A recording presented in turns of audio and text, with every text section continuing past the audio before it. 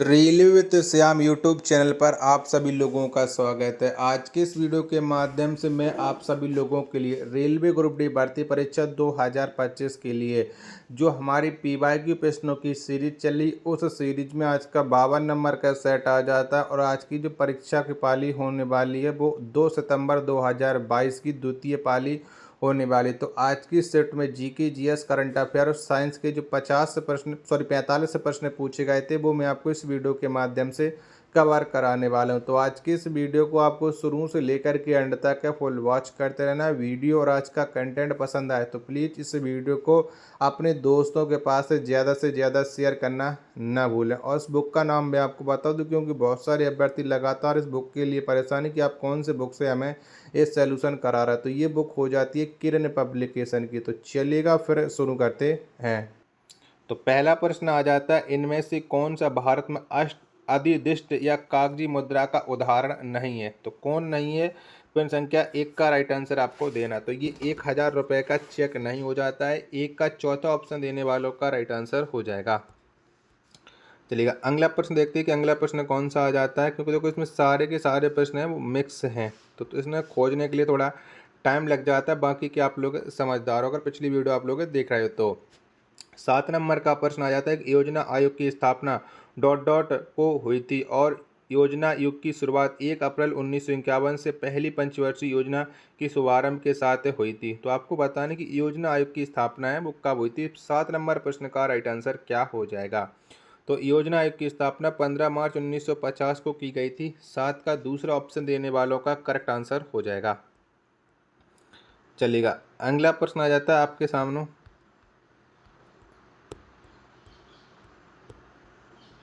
प्रश्न संख्या 12, कुमाऊं हिमालय इनमें से किन दो नदियों के बीच स्थित है। तो बताओ कौन सी दो नदियों के बीच में पड़ता है कुमाऊं हिमालय। इन्हीं दोनों ऑप्शनों में से आपको राइट आंसर मिल जाएगा।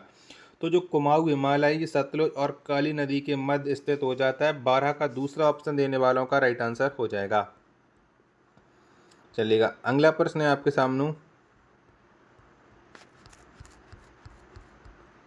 प्रश्न संख्या 17, गांधी जी ने छुआछूत के उन्मूलन और दलित वर्गों के उत्थान के लिए डॉट डॉट में हरिजन सेवक संघ की स्थापना की थी। तो बताओ कब की गई थी हरिजन सेवक संघ की स्थापना। 17 नंबर प्रश्न का राइट आंसर क्या हो जाएगा? तो ये 1932 में की गई थी। 17 का पहला ऑप्शन देने वालों का राइट आंसर हो जाएगा। 18 नंबर का प्रश्न है कि भारत में डॉट डॉट लोक प्रतिनिधित्व अधिनियम 1951 की धारा 29A के प्रावधानों द्वारा शासित है। तो बताओ ये किसके द्वारा शासित है? 18 नंबर प्रश्न का राइट आंसर आपको देना। 18 के 4 ऑप्शन आपकी स्क्रीन पर शो रहे हैं। तो ये नामांकन आदि के लिए तिथियों का निर्धारण, चौथा ऑप्शन देने वालों का करेक्ट आंसर हो जाएगा। चलिएगा अगला प्रश्न है आपके सामने। अगला प्रश्न कौन सा आ जाता है? चलेगा तो अगला प्रश्न प्रश्न संख्या 23 है कि मिल्क ऑफ मैग्नीशिया का पीएच मान लगभग होता है। तो बताओ कितना होता है? 23 का आंसर आपको देना है। तो मिल्क ऑफ मैग्नीशिया का जो पीएच मान है ये लगभग 10.4 होता है। 23 का तीसरा ऑप्शन देने वालों का करेक्ट आंसर हो जाएगा। चलिएगा अगला प्रश्न है आपके सामने।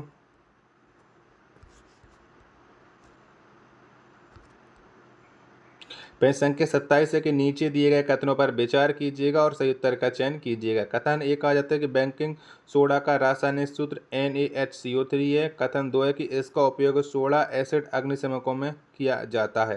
तो बताओ में से कौन सही हो जाएगा? 27 नंबर प्रश्न का राइट आंसर आपको बताना है। 27 के चारों ऑप्शन आपकी स्क्रीन पर शो रहे हैं। तो इनमें से दोनों कथन सत्य हैं। 27 का पहला ऑप्शन देने वालों का राइट आंसर हो जाएगा।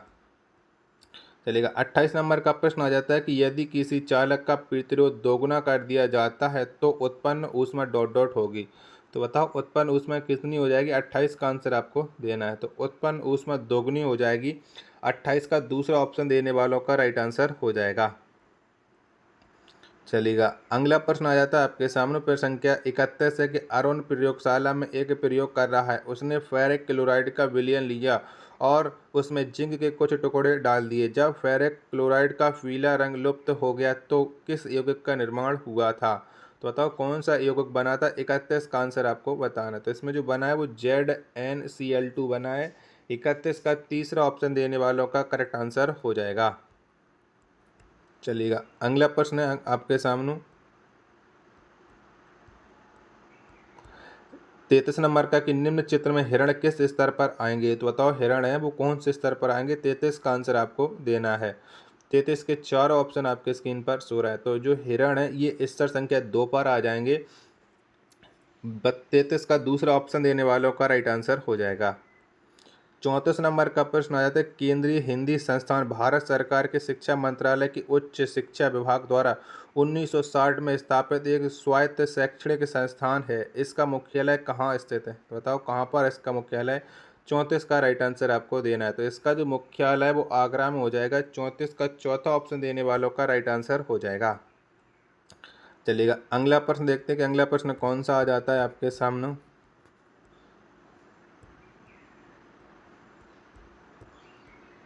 अगला प्रश्न संख्या 38 है कि साद नोंग क्रीम का 5 दिवसीय धार्मिक उत्सव किस राज्य में मनाया जाता है, तो बताओ कौन से राज्य में मनाया जाता है। तो ये मेघालय राज्य में मनाया जाता है। 38 का पहला ऑप्शन देने वालों का राइट आंसर हो जाएगा। 39 नंबर का प्रश्न कि द्विविस्थापन अभिक्रियाओं के बारे में निम्नलिखित में से कौन सा कथन सही है, तो बताओ में से कौन सा कथन सही है। 39 का राइट आंसर क्या हो जाएगा। 39 के चारों ऑप्शन आपकी स्क्रीन पर शो हो रहा है। तो इसमें जो गलत हो जाएगा वो हो जाएगा द्वि अभिकारकों के बीच आयनों का विनियमन, यानी पहला ऑप्शन देने वालों का राइट आंसर हो जाएगा।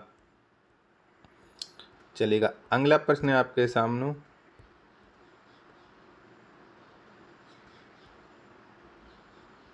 प्रश्न संख्या 43 है कि कौन सा तत्व ना तो धातु है और ना ही अधातु है, तो बताओ इनमें से ऐसा कौन सा तत्व। 43 नंबर प्रश्न का राइट आंसर क्या हो जाएगा। तो ये जी जर्मेनियम हो जाएगा। 43 का चौथा ऑप्शन देने वालों का राइट आंसर हो जाएगा। आशा और उम्मीद करता हूँ आप सभी लोगों को ये वीडियो जरूर पसंद आ रही होगी। 45 नंबर का प्रश्न है कि निम्न में से कौन सी विधि एक शल्य चिकित्सक पद्धति है जिसका उपयोग पुरुषों से शुक्राणु के स्थानांतरण को रोकने के लिए किया जाता है, तो कौन सी विधि का करते हैं। 45 नंबर प्रश्न का राइट आंसर क्या हो जाएगा। 45 के दो ऑप्शन ये रहे और दो ऑप्शन में आपको और दिखा देता हूँ जिसके बाद आप लोग इस प्रश्न का राइट आंसर डिसाइड कर सकते हो। तो तुम्हें थोड़ा ब्लर हो गई है, आप समझ सकते हो। ठीक है, तो 45 का राइट आंसर क्या हो जाएगा। तो शुक्र वाहिका को अवरुद्ध किया जाता है, यानी चौथा ऑप्शन देने वालों का राइट आंसर हो जाएगा। प्रश्न संख्या 46 आ जाता है कि भारत में पंचायत अधिनियम किस वर्ष से पारित किया गया था, तो बताओ कब आया था पंचायत अधिनियम। 46 का राइट आंसर क्या हो जाएगा। तो ये 1996 में आया था। 46 का पहला ऑप्शन देने वालों का राइट आंसर हो जाएगा। 47 नंबर का प्रश्न है कि 2022 में प्रो कबड्डी लीग के सीजन 8 का खिताब किस टीम ने जीता था, तो बताओ कौन सी टीम ने ये खिताब जीता था। 47 का आंसर आपको देना है। 47 के चारों ऑप्शन आपके स्क्रीन पर शो रहा है। तो ये खिताब दबंग दिल्ली केसी के द्वारा जीता गया था। चौथा ऑप्शन देने वालों का राइट आंसर हो जाएगा। प्रश्न संख्या 48 आ जाता है किसी वस्तु को 9 सेंटीमीटर फोकस दूरी वाले उत्तल दर्पण के सामने 18 सेंटीमीटर की दूरी पर रखा गया, इसका प्रतिबिंब डॉट डॉट की दूरी पर बनेगा, तो कितनी दूरी पर इसका प्रतिबिंब बनेगा। 48 का आंसर आपको देना है। तो जो इसका प्रतिबिंब है वो 6 सेंटीमीटर की दूरी पर बनेगा। 48 का तीसरा ऑप्शन देने वालों का राइट आंसर हो जाएगा। चलिएगा अगला प्रश्न आ जाता है प्रश्न संख्या 50 है कि भारत के संविधान का कौन सा अनुच्छेद कहता है कि किसी व्यक्ति को उसके प्राण या देह की स्वतंत्रता से विधि द्वारा स्थापित प्रक्रिया के अनुसार ही वंचित किया जाएगा अन्यथा नहीं। तो ये कौन सा अनुच्छेद कहता है। 50 नंबर प्रश्न का राइट आंसर आपको बताना है। तो ये अनुच्छेद कहता है 21। 50 का तीसरा ऑप्शन देने वालों का राइट आंसर हो जाएगा। चलिएगा अगला प्रश्न देखते हैं कि अगला प्रश्न कौन सा आ जाता है आपका सामने। प्रश्न संख्या 53 है कि जुलाई 2022 तक प्राप्त जानकारी के अनुसार व्यापारियों और स्वनियोजित व्यक्तियों के लिए राष्ट्रीय पेंशन योजना के तहत लाभार्थी 60 वर्ष की आयु के बाद न्यूनतम डॉट डॉट की मासिक पेंशन प्राप्त करने का हकदार होता है। तो कितनी पेंशन प्राप्त करने का हकदार होता है। 53 का आंसर आपको बताना है। 53 के चारों ऑप्शन आपकी स्क्रीन पर शो हो रहे हैं। तो ये 3000 रुपये की मासिक पेंशन प्राप्त करने का हकदार होता है, यानी चौथा ऑप्शन देने वालों का राइट आंसर हो जाएगा।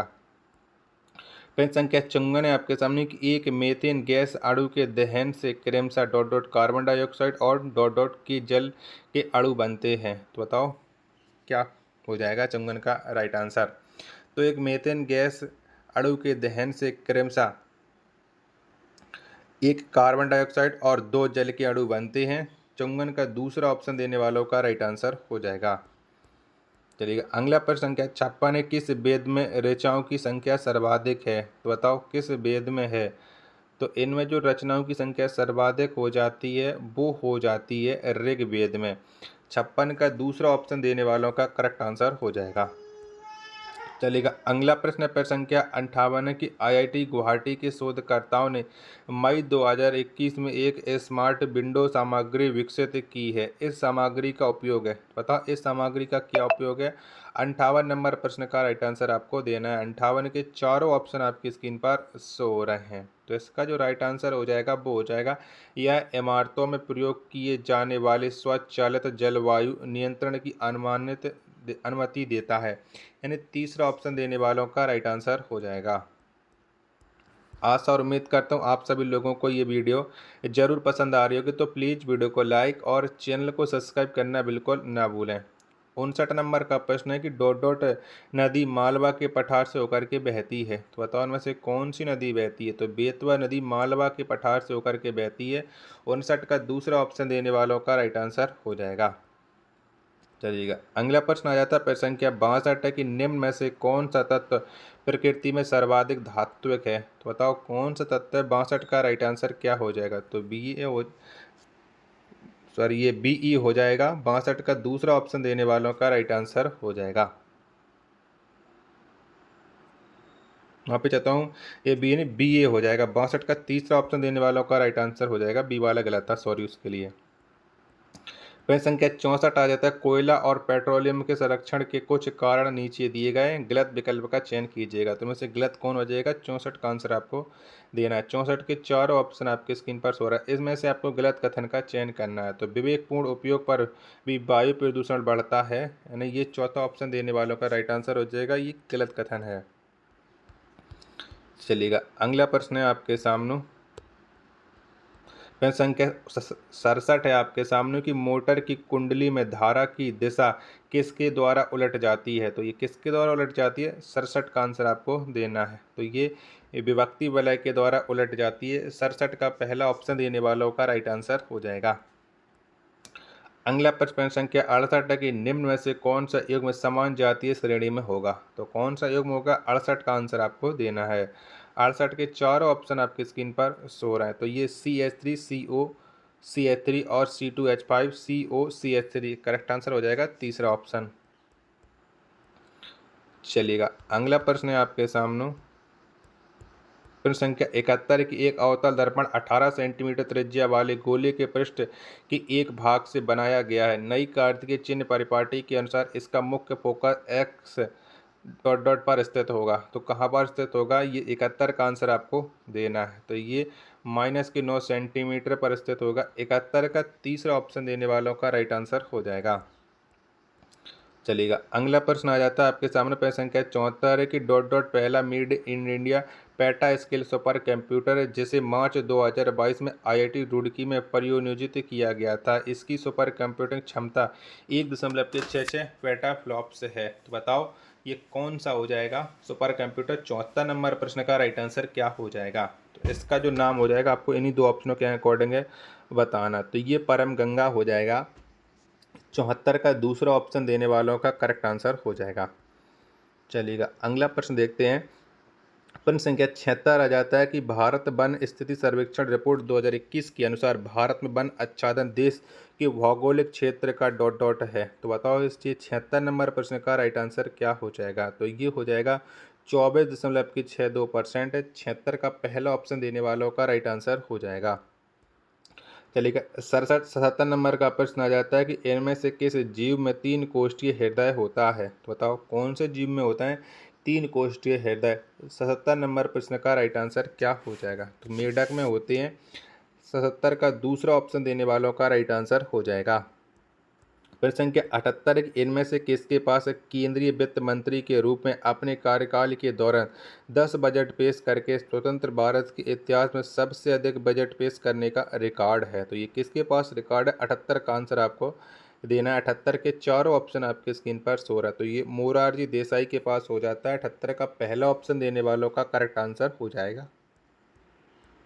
पेज संख्या 79 आपके सामने की जंतुओं में श्वसन सतह की कुछ विशेषताओं का उल्लेख नीचे किया गया है, गलत विकल्प का चयन करना है। तो 79 का आंसर आपको गलत का आंसर बताना है कि गलत कौन सा हो जाएगा। चारों ऑप्शन आपकी स्क्रीन पर है, 79 के शो रहे हैं। तो यह बहुत मोटी होती, ये बिल्कुल गलत है।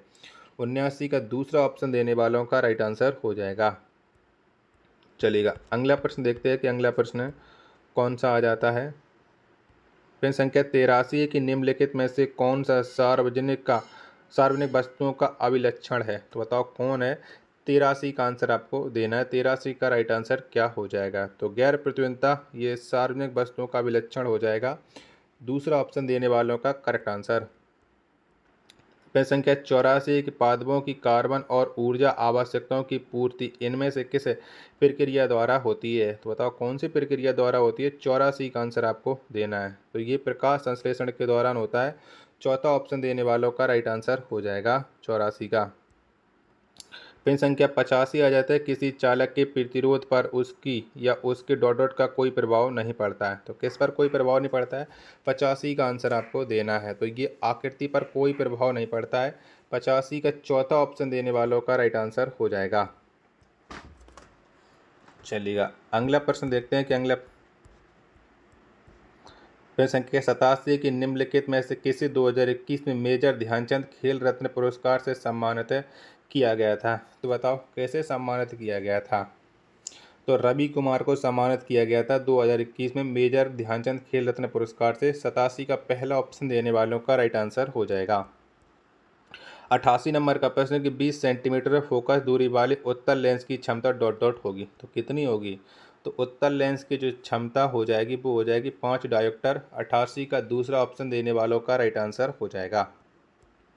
प्रश्न संख्या 89 की दो प्रतिरोधों ए 10 ओम और बी 20 ओम समांतर क्रम में संयोजित हैं। इस संयोजन को 6 वाट बैटरी से संयोजित किया गया है। ए और बी में प्रवाहित होने वाली धाराएं क्रमशः डॉट डॉट हैं। तो ये धारा कितनी हो जाएगी। 89 नंबर प्रश्न का राइट आंसर क्या हो जाएगा।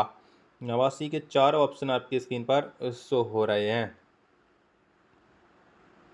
तो इसका जो राइट आंसर हो जाएगा वो 0.6 एम्पियर और 0.3 एम्पियर, तीसरा ऑप्शन देने वालों का राइट आंसर हो जाएगा। चलिएगा अगला प्रश्न देखते हैं कि अगला प्रश्न कौन सा आ जाता है।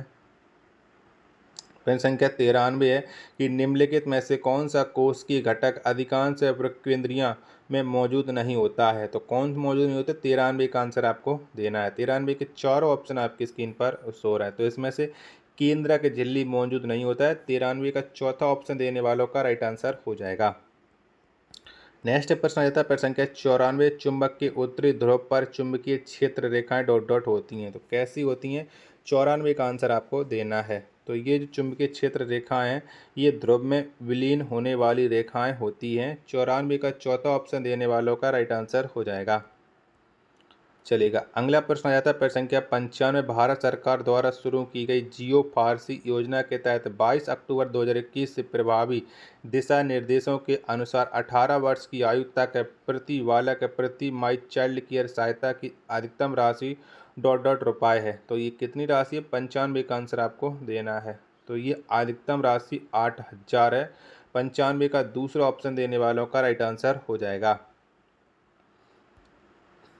चलिएगा अगला प्रश्न है आपके सामने प्रश्न संख्या 98 है कि युवा महिलाओं का किशोर अवस्था में मां बनने का एक संभावित कारण क्या है। तो बताओ इनका संभावित कारण क्या हो जाएगा। 98 नंबर प्रश्न का राइट आंसर आपको देना है। 98 का चारों ऑप्शन आपकी स्क्रीन पर शो रहा है। तो ये पारिवारिक और सामाजिक दबाव, दूसरा ऑप्शन देने वालों का राइट आंसर हो जाएगा। चलेगा तो आशा करता हूँ आपको ये वीडियो पसंद आई होगी। तो प्लीज़ इस वीडियो को लाइक और चैनल को आप लोग सब्सक्राइब करना बिल्कुल ना भूलें। मिलते हैं और नेक्स्ट वीडियो के साथ, तब तक के लिए धन्यवाद। जय हिंद, वंदे मातरम।